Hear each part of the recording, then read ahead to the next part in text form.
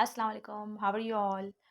This is Sana Wakar. As you all know that video बनाई है, that means something very importantly I want to share with everyone. Uh, हाँ, the topic is how much precious you are. And एक चीज़ मैं mention कर दूँ कि मैं अक्सर वीडियो बनाती हूँ तो नीचे अभी लास्ट कमेंट लोगों ने किया है मुझे कि दैट्स सो गुड कि आप लिखती हैं फिर वीडियोस भी बनाती हैं लोगों को कन्वे भी करती हैं अपना message but try to speak in Urdu क्योंकि यहाँ उर्दू समझते लोग ज़्यादा हैं और उसको आप उर्दू में एक्सप्लेन किया करें। तो उसका आंसर ये है कि एक्चुअली जो चीज़ जिस लैंग्वेज में लिखी जाती है ना, वो कन्वे आसानी से उस लैंग्वेज में हो जाती है। लेकिन क्योंकि आज टॉपिक है how much precious you are, तो I am trying to speak in Urdu क्योंकि Urdu is also a very precious language I must say. तो मैं ट्राई करूँगी कि मैं अपनी बात उर्दू में कह सकूँ और ये बात भी सही है कि लोगों तक सही पहुँचेगी। स्पीड में नहीं रखेंगे, स्लो रखेंगे वीडियो लेकिन टाइम कम होता है तो मैं शॉर्ट में आपको फिर उर्दू में एक्सप्लेन करती हूँ इस बात को, ये टॉपिक क्यों है और क्यों ज़रूरी है कि हमें पता हो कि हम कितने प्रीशियस हैं। एवरीवन नोज़ कि हम क्यों प्रीशियस हैं। सवाल ये है कि how much precious you are.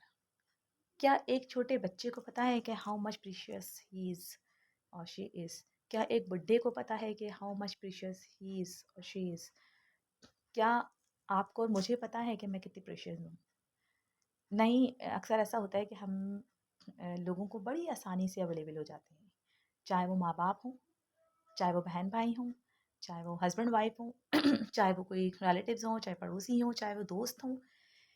जब आपको कैसे पता चलेगा कि आप बहुत प्रीशियस हैं? कि लोग रियलाइज़ नहीं करते, आपको अलग तरीके से ट्रीट करते हैं और किसी और को किसी अलग तरीके से ट्रीट करते हैं। अक्सर आपने देखा होगा कि एक ही फैमिली में लोग रहते हैं, लेकिन एक बंदे को अलग तरीके से ट्रीट किया जाता है और एक बंदे को अलग तरीके से ट्रीट किया जाता है। दैट्स मीन्स कि शायद आपका बिहेवियर ऐसा है कि एवरीवन ट्राइंग टू आपसे बात करते वक़्त सोच रहा है कि ये बंदा रिएक्ट करेगा और दूसरा बंदा बहुत पोलाइट है, बहुत हम्बल है, तो उसके साथ कुछ भी कह दिया जाए या उसको कुछ भी कह दिया जाए, that's not the right way to talk और हैंडल टू एनीवन कि किसी से आप और ट्रीट टू एनीवन कि आप किसी से ऐसे ट्रीट करें उसको क्योंकि वो हम्बल है। एक्चुअली वो हम्बल इसलिए because it's the part of his nature, उसकी नेचर का वो हिस्सा है, वो इसलिए आपसे बहुत डिसेंटली, बहुत जेंटली बिहेव कर रहा है क्योंकि वो उसकी नेचर का हिस्सा है। इट डज़न्ट मीन कि वो बहुत गिरा हुआ और वो अपने आप में बिल्कुल भी प्रीशियस नहीं है। Everyone is precious. आप भी प्रीशियस हैं, तो मैं भी प्रीशियस ही इतनी ही हूँ। अब बात रिलेशन की हो रही है। क्यों बच्चे बड़े होकर अपने पेरेंट्स की वो इम्पोर्टेंस नहीं पकड़ पाते, वो इम्पोर्टेंस नहीं दे पाते जैसे बचपन में माँ-बाप की ज़रूरत होती है बच्चे को। वो हर चीज़ के लिए अपने पेरेंट्स को बुला रहा होता है, हर चीज़ के लिए उसको उनकी ज़रूरत होती है। लेकिन जब वो बड़े हो जाते हैं, तो वो पेरेंट्स को वो इम्पोर्टेंस नहीं दे पाते। लाइक उनकी शायद वो अहमियत नहीं रहती, क्योंकि शायद बचपन से ही पेरेंट्स ने उनको ये नहीं बताया कि how much precious we are. क्योंकि वो इतना मसरूफ़ थे उसकी तरबियत करने में, उसका ख़्याल रखने में, उसकी अ, हर ख्वाहिशात पूरी करने में कि वो उसको उनको वक़्त ही नहीं मिला कि वो उस बच्चे को ये बता देते कि मैं बहुत प्रीशियस हूँ, बहुत ज़्यादा। एक औरत शादी करती है एक मर्द से, चाहे वो पसंद से हो, चाहे वो अरेंज हो। अरेंज में तो ख़ैर मोस्टली ये होता है कि आपने हाथ बढ़ाया और आपने हासिल कर लिया, चाहे वो एक मर्द के लिए हो बात या एक औरत के लिए हो। यानी अगर एक औरत ने एक आदमी को हासिल कर लिया है, शादी अरेंज हुई है, तो वो बहुत ईज़िली अवेलेबल हो गया आपको, ठीक है? बिना किसी एफ़र्ट्स के आपको मिल गया या मिल गई है। हो सकता है अगर आप उसको पर्सनली पसंद करते तो वो आपको रिजेक्ट कर देती फ़ौरन कि नहीं sorry I am not interested. लेकिन क्योंकि अभी अरेंज हो गई है तो आपको मुफ़्त में मिल गया है, ईज़िली अवेलेबल हो गया, हाथ बढ़ाया और हासिल, तो शायद उसकी इतनी अहमियत नहीं है। यहाँ पर बात पसंद की भी है, चाहे वो लव मैरिज हो, आपने किसी को पसंद किया, आपने उसे इज़हार किया और उसको आप अच्छे लगे और उसने आपको हाँ कर दी, तो इट डज़न्ट मीन कि हाँ कर दी तो वो इतना आसान, इतना ईज़ी था वो बंदा, वो इतना आसानी से आपको मिल गया। इसका मतलब है कि खुदा ने आपको ईज़िली अवेलेबल कर दी है वो चीज़। आपने चाहे चीज़ भी कोई माँगी हो लाइक दुनिया में कोई गाड़ी होती है, डिफरेंट चीज़ें होती हैं, गोल्ड होता है लोगों को, तो आपको ईज़िली अवेलेबल हो गया। इट डज़न्ट मीन कि वो प्रीशियस नहीं है। इट डज़न्ट मीन कि कोई इंसान आपको मिल गया है दुनिया में तो वो प्रीशियस नहीं है, चाहे वो कोई भी रिलेशन हो।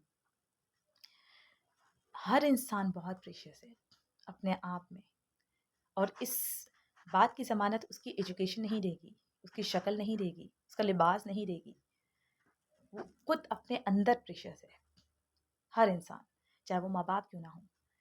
लेकिन पता कैसे चले कि कौन प्रेशियस है और कौन नहीं है? पता चल ही नहीं सकता। इसलिए नहीं पता चल सकता क्योंकि हम अपने आप को प्रेशियस मान ही नहीं रहे।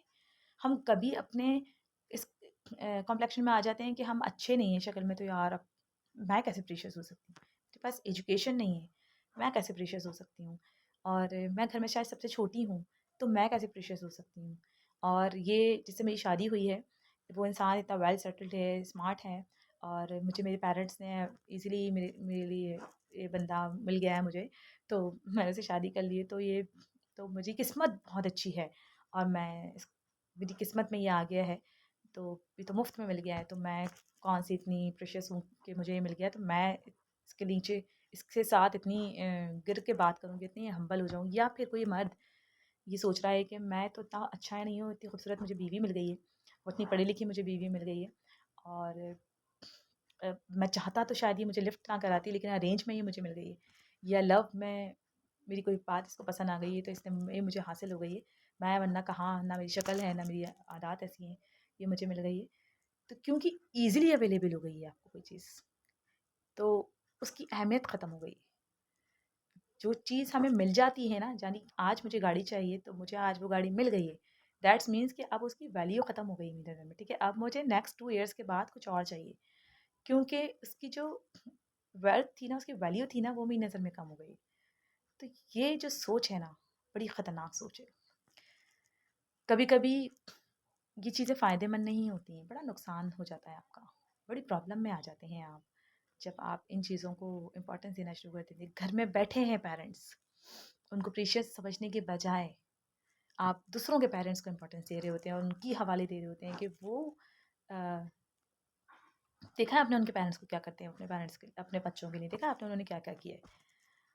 इसकी वजह ये है कि आपने बचपन से लेकर बुढ़ापे तक अपने बच्चों को अ, ये नहीं बताया कि मैं कितना प्रीशियस हूँ, मैं क्या था और मैं क्या हो गया हूँ।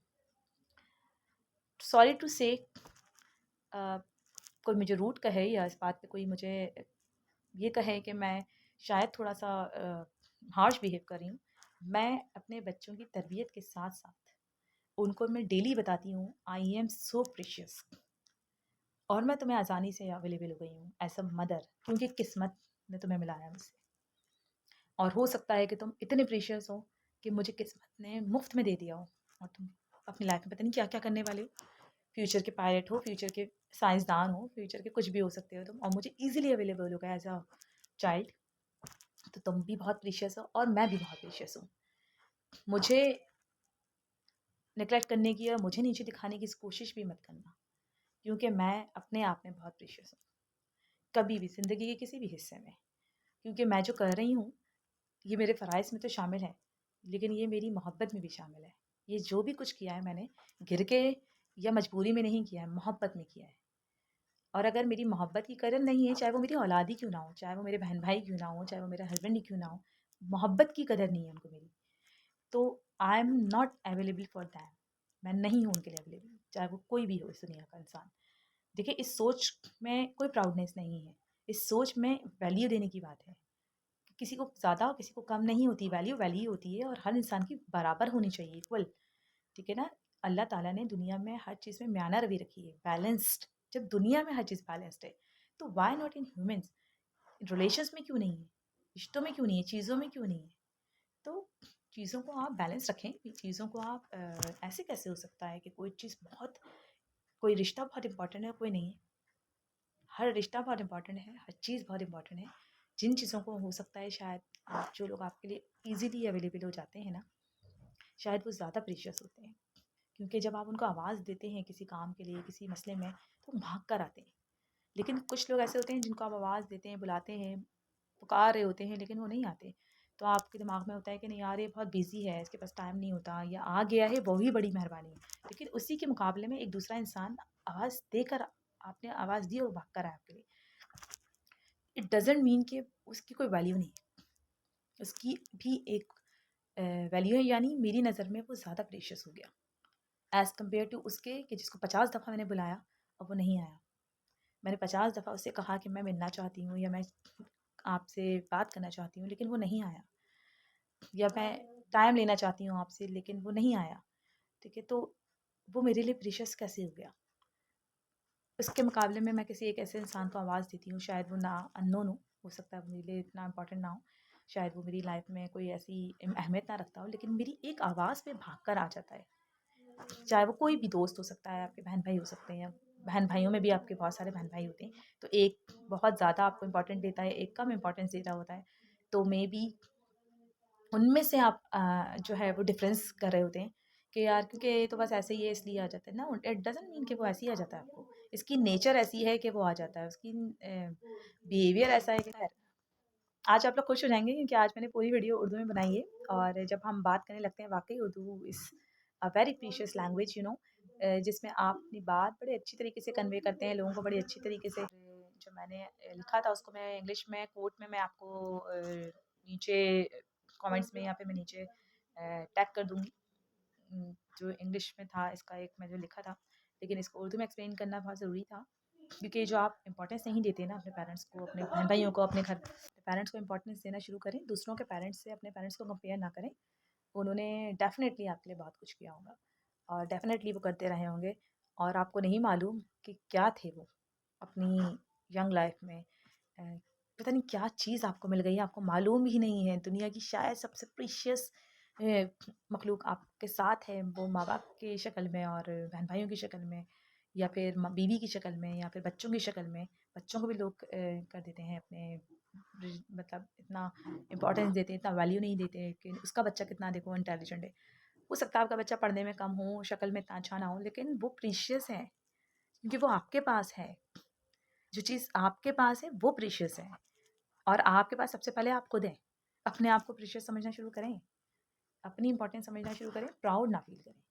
Proudness is not a good way to behave with in front of anyone, कि आप प्राउडनेस फील करें क्योंकि I am so precious because I am so intelligent, I am so beautiful, and I am so educated, so that's why I am precious. No, you are not precious.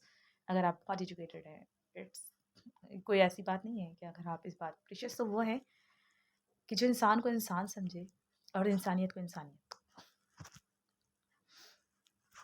Anyways video बहुत लंबी हो गई है क्योंकि जब उर्दू में बात करते हैं तो वीडियो लंबी हो जाती है, इसलिए मैं अवॉइड करती हूँ। हम ख़त्म करते हैं। पॉइंट बहुत इंपॉर्टेंट था, आपको समझना बहुत ज़रूरी था। अगर आप समझ जाएंगे टाइम पर, लोगों को इम्पोर्टेंस देना और ख़ुद को इम्पोर्टेंस देना, इसमें कहीं ऐसा नहीं है कि मैंने ये कहा हो कि दूसरों को इम्पोर्टेंस दें, खुद को भी इम्पोर्टेंस दें, खुद भी प्रीशियस बन जाएं और दूसरों को भी प्रीशियस बना दें, फिर मज़ा आएगा ज़िंदगी गुजारने में। Thank you so much.